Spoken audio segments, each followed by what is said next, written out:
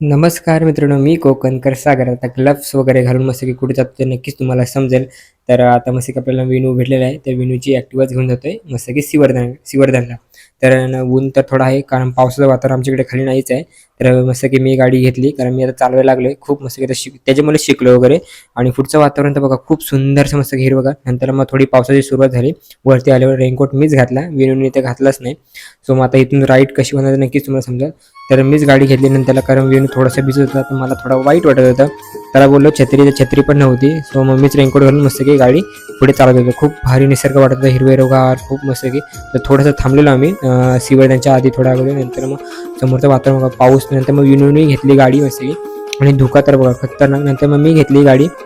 तर फायनली पोचलो मस्त की मित्रांनो 3 वाजता सिवर्धन बीचला. तर खूप मस्त की नंतर ही चिंबोरी बघा आणि कोलंबी वगैरे असं होता. ही चिंबोरी होती आणि ती मगाशी कोलंबी होती, सॉरी. इकडे तुम्हाला जिम वगैरेसाठी सगळं असेल. नंतर थोडा समुद्राचा आनंद घेत खूप मस्त की भारी वाटला आनंद घेत. त्यानंतर फायनली मित्रांनो आलो. येताना मस्त की रात्रीच आमचा ॲक्सिडेंट झाला थोडं, म्हणजे घसरलेली गाडी. सो आलो. तर मित्रांनो फायनली व्हिडिओ आवडले असेल लाईक करा, फॉलो करा. बाय.